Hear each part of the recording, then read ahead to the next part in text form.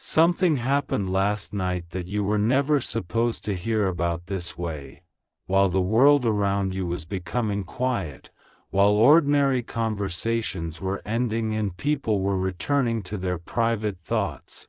Someone connected to your heart was sitting alone with feelings they could no longer keep buried. They had a message in their heart that had been waiting for the right moment, and last night, they finally began putting those feelings into words. They wrote a letter, not the kind of message someone sends casually when they are bored. Not a few quick sentences typed without thinking. This was different. This was something they had started, stopped, erased, rewritten, and stared at for longer than they expected. And the strangest part is this: the words they struggled to write were words they had been carrying for much longer than you realize. Your soulmate has been trying to understand why your presence continues to affect them so deeply. They have wondered why certain memories of you return at the most unexpected moments. They have asked themselves why they can go through an entire day surrounded by people and still find their thoughts returning to you when everything becomes quiet. Last night, they stopped running from those questions. They opened their heart, and what they wrote may completely change the way you understand the silence between you. Before you continue, take a slow breath and allow yourself to settle into this moment. You do not need to force anything to happen. You do not need to chase anyone. You do not need to convince anyone of your worth. Simply listen, because this message is written as a fictional spiritual love letter story inspired by the idea of a soulmate connection. And the words you are about to hear are meant to speak to the part of you that still believes love can become honest, courageous, and real. Last night, your soulmate sat with a thought they had tried to avoid.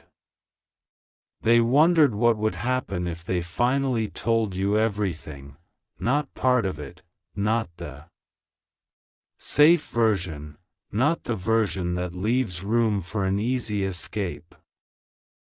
Everything. They thought about the moments when they had almost reached out to you. They remembered the times they wanted to say something meaningful but replaced it with something ordinary. They remembered conversations where they had much more to say than they actually said. They remembered your presence. They remembered the way you made certain moments feel different. They remembered the things they never thanked you for, and suddenly, the distance between what they felt and what they had actually expressed became impossible to ignore. That was when the letter began. The first sentence was difficult. They stared at the blank page. They knew exactly what they wanted to say. Yet somehow the words would not come. Because how do you explain to someone that they became important to you before you were ready to admit it? How do you explain that sometimes you pulled away not because you felt nothing, but because you felt more than you knew how to handle?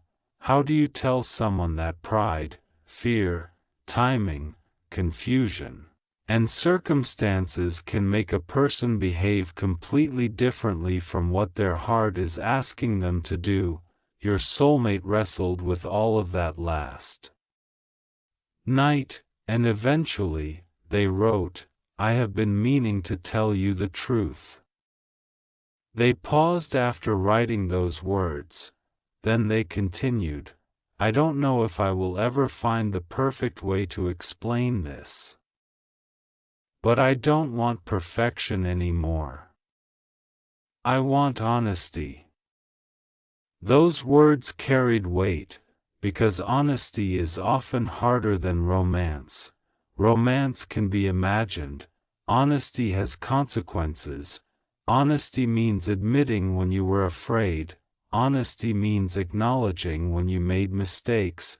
Honesty means admitting that someone mattered more than you allowed yourself to show. And last night, your soulmate was beginning to face that truth. They wrote about the things they regretted. They remembered moments when they could have communicated better. Moments when they could have stayed instead of withdrawing. Moments when they could have asked instead of assuming. Moments when they could have listened instead of protecting their pride. They realized something painful but important. Sometimes people lose precious moments not because they don't care, but because they don't know how to handle what they care about. That realization changed the tone of the letter. It became less about what happened between you and more about what they had learned from it. They wrote, "I wish I had understood sooner that being vulnerable does not make me weak." Then they stopped again. They thought about you. They wondered whether you still remembered them. They wondered whether you had moved forward. They wondered whether the door between you was still open, and perhaps for the first time, they understood that they could not demand an answer from you. They could only tell the truth. That is what made the letter so powerful. It wasn't a demand. It wasn't an attempt to control you. It wasn't a promise that everything would magically become perfect. It was simply a confession from someone who had finally become tired of pretending that their heart was unaffected. They wrote, "I still think about you." Then they added another sentence, "I think about you more often than I have ever admitted." And then another, "Sometimes I see something that reminds me of you, and I wonder whether you would laugh at the same thing." They smiled at that thought, then their smile faded, because memories can be beautiful and painful at the same time. They remembered moments they wished they could revisit, not to change everything, just to say what they should have said then, "I appreciate you. I noticed. I cared. I was afraid. I didn't know how to say it. I never forgot." Those simple sentences became the emotional center of the letter. Your soulmate wasn't writing about some perfect fantasy. They were writing about reality. They were admitting that they had been confused. They were admitting that they had carried feelings they didn't fully understand. They were admitting that sometimes silence had been easier than vulnerability. And they were admitting that easier does not always mean better. There comes a moment when a person realizes that avoiding the truth does not make the truth disappear. It only makes it wait. Last night may have been that kind of moment for them. They looked at the words on the page and realized they had spent too much time protecting themselves from emotional risk. They had been asking, "What if I reach out and get rejected?" But now another question appeared. What if I never reach out and spend years wondering what could have happened? That question frightened them more, so they continued writing. "I don't know what the future holds, and I don't want to pretend that I do. But I know what you meant to me." They wrote about how some people enter your life loudly, while others become important quietly. They realized you had become part of their inner world in ways they hadn't expected. A song could remind them of a conversation.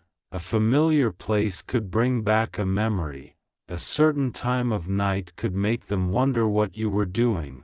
A simple phrase could suddenly bring your voice into their mind, and they began to understand that forgetting someone isn't always a decision. Sometimes the heart remembers because something mattered. But here is where the story takes a deeper turn. the letter wasn't only about missing you. It was about accountability. Your soulmate wrote about what they would do differently if they were given another opportunity. They didn't write, "You should change." They wrote, "I need to change." That distinction mattered. They realized that love cannot survive on longing alone. Love needs communication, love needs respect, love needs patience, love needs consistency, love needs two people willing to show up honestly, and they knew that if they ever came back into your life, words would not be enough. They would have to demonstrate what they meant. They wrote, "If I ever ask you to believe me again, I want my actions to make believing me easier." Read that sentence slowly, because that may be the biggest confession inside this entire fictional letter. Not "I miss you." Not "I think about you." Not even "I love you." The deepest confession is this: I know I have to become more honest with myself before I can ask you to trust me. That is emotional growth. And perhaps that is why the letter took so long to write, because sometimes the hardest confession isn't admitting that you love someone, it is admitting that you weren't ready for that love before. Your soulmate looked at the page again. They thought about everything that had happened between you, the good, the confusing, the unfinished, the moments that made them smile, the moments that left questions, the silence, the distance, the uncertainty. They realized that they had spent too much time focusing on what went wrong and not enough time appreciating what the connection had taught them. You had shown them something about themselves. You had revealed emotions they didn't know they were capable of feeling. You had challenged them to think differently. You had made them question their own defenses. And even if they couldn't control the future, they could finally acknowledge the impact. They wrote, "You changed something in me." Then they hesitated, they almost erased it, but they kept it, because it was true. They continued, "Before you, I thought I knew how to protect my heart. After you, I realized that protecting my heart and hiding my heart were not the same thing." That sentence stayed on the page. They read it several times. Then they finally understood why they had been so afraid. They weren't necessarily afraid of you. They were afraid of being seen. Being truly seen can feel frightening. When someone sees your confidence, that's easy. When someone sees your strengths, that's comfortable. But when someone sees your uncertainty, your tenderness, your fears, your regrets, and the parts of you that you normally keep hidden, vulnerability becomes real. Your soulmate had been protecting those hidden parts. Last night, they opened the door, and that is why the letter mattered. It wasn't merely a love letter. It was a letter of emotional honesty. A letter from one human heart to another, a letter saying, "I don't want to hide behind silence anymore." Then came another confession, "I was afraid you wouldn't feel the same." They admitted that they had imagined countless possible outcomes. Maybe you would reject them, maybe you would laugh, maybe you would say it was too late.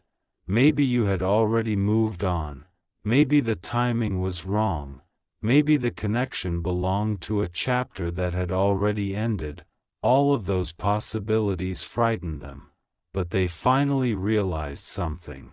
Fear cannot tell you what the future will be, fear can only tell you what you are afraid might happen. And sometimes the life you want requires you to stop treating fear like prophecy, so. They kept writing, I don't know if you still have room for me in your life. That sentence hurt them, but they wrote it anyway. I'm not asking you to forget anything that happened. Another pause. I'm asking you to know that I remember it too. They wanted you to know that your feelings had not gone unnoticed. If you had ever wondered whether they cared, they wanted you to know that there were moments when they cared deeply but didn't know how to show it. If you had ever wondered whether your absence mattered, they wanted you to know that there were quiet moments when they noticed it. If you had ever wondered whether they remembered certain conversations, they wanted you to know that some of those conversations stayed with them longer than you realized, and if you had ever wondered whether they had moved on emotionally, the letter revealed a more complicated truth. Moving forward and forgetting are not the same thing. A person can continue living while still carrying memories. A person can smile while still having unanswered questions. A person can grow while still wondering about someone from their past. And that doesn't necessarily mean they are trapped. It means they are human. Your soulmate's letter acknowledged that humanity. They didn't pretend they had everything figured out. Instead, they wrote, I am still learning how to become the person I want to be. Then they added, and if our paths cross again, I want you to meet that version of me. Those words were important, because real love should not require you to stop growing. It should encourage growth. It should not ask you to abandon yourself. It should invite honesty. It should not make you smaller. It should make room for both people to become more fully themselves. That was the kind of love your soulmate was trying to describe, not a fantasy where nothing goes wrong, a connection where two people choose honesty even when honesty is uncomfortable. They continued writing, I don't want to promise you a perfect future. Then, I want to promise you that if I get another chance, I will not take honesty for granted. And then came the words they had been avoiding from the beginning, I love you. They stared at those 3 words. They didn't erase them. They didn't soften them. They didn't replace them with something safer. They left them exactly where they were. I love you. Not as a claim of ownership, not as a demand, not as a reason for you to stop living your own life, simply as a truth they needed to acknowledge. And perhaps that is why the letter feels so powerful, because the deepest kind of confession isn't always loud. Sometimes it is quiet. Sometimes it is written in the middle of the night. Sometimes it is a sentence that someone whispers to themselves before they are brave enough to say it aloud. Last night, your soulmate may have been standing at that emotional threshold. One side was familiar, silence. The other side was uncertain, honesty. And for once, they chose honesty. They continued the letter, if I could tell you one thing, would tell you this. You were never as insignificant to me as my silence may have made you believe. That sentence carries a message many hearts need to hear. Silence does not always mean indifference. Sometimes silence means confusion. Sometimes it means fear. Sometimes it means emotional immaturity. Sometimes it means someone doesn't know what to say. And sometimes, yes, silence can mean someone has chosen to move on. That is why this story should not be treated as a prediction. It is an invitation to reflect. If someone truly cares about you, their care should eventually become visible through respectful communication and consistent actions. You deserve clarity, you deserve honesty, you deserve a connection where you don't have to spend every day decoding silence, and that may be the real spiritual lesson hidden inside this letter. You are not meant to chase uncertainty forever. You are not meant to convince someone to love you. You are not meant to beg someone to recognize your value. Your value exists before anyone confirms it. Your heart deserves someone who can meet you with sincerity, and if a soulmate connection is meaningful, it should lead both people toward greater honesty, not greater confusion. That is why the letter continues with another powerful confession: I don't want you to wait for me. Your soulmate wrote those words because they understood something important. Love is not supposed to be a prison. If they truly care about you, they should want you to live, to grow, to laugh, to dream, to experience life, to become everything you are capable of becoming. And if someday your paths reconnect, let that meeting happen because both people are ready, not because one person spent their life waiting. That may sound surprising, but it is one of the most mature things they wrote. They continued, if we find our way back to each other, I want it to be because we chose each other freely. That sentence transformed the letter. It became less about destiny forcing two people together and more about two people consciously choosing one another. And maybe that's what your heart has been waiting to hear, not a promise that someone will magically appear, not a guarantee about tomorrow, but a reminder that healthy love involves choice. Someone can miss you and still need to grow. Someone can love you and still have things to learn. Someone can care deeply and still make mistakes. And someone can return to your life only when they are prepared to communicate clearly and respect your boundaries. Your soulmate's fictional letter understands this, and now they are reaching the part they were most afraid to write, the confession beneath all the other confessions. They wrote, the truth is, I wasn't only afraid of losing you. Then another sentence, I was afraid of discovering how much I needed to change if I wanted to keep you. They looked at those words, and suddenly everything made sense. Their hesitation, their contradictions, their silence, their emotional distance, their uncertainty. None of those things automatically proved what they felt, but they revealed what they struggled with. And last night, instead of blaming circumstances, they looked inward. They asked, what do I need to become? That question can change everything, because when someone stops asking, why did this happen to me? And begins asking, what can I learn from this? They begin to grow. Your soulmate was writing from that place. They wrote about becoming more patient, more direct, more emotionally honest, more willing to communicate, more willing to apologize, more willing to listen, more willing to admit when they were wrong. And they wrote one final promise: if I ever tell you that I love you again, I want those words to be supported by the way I treat you. That may be the line you remember, because words can be beautiful, but actions reveal commitment. A love letter can make your heart race.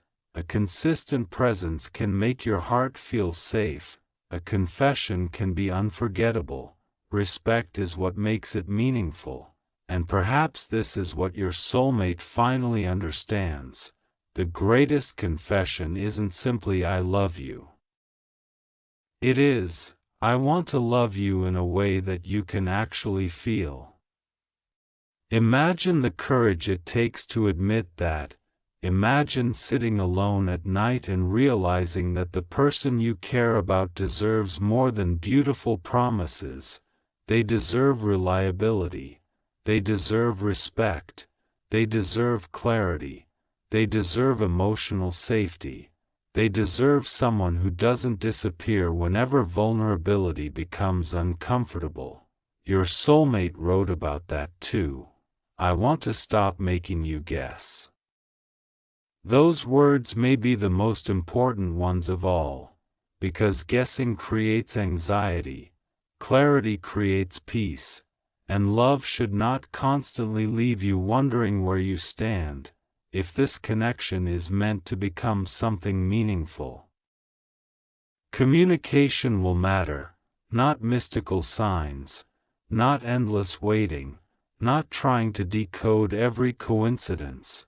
Communication, real conversations, real choices, real actions. That is where love becomes real. The letter continued late into the night. Outside, everything was quiet, but inside your soulmate's mind, there was a storm of memories. They remembered what they wanted to say. They remembered what they didn't say.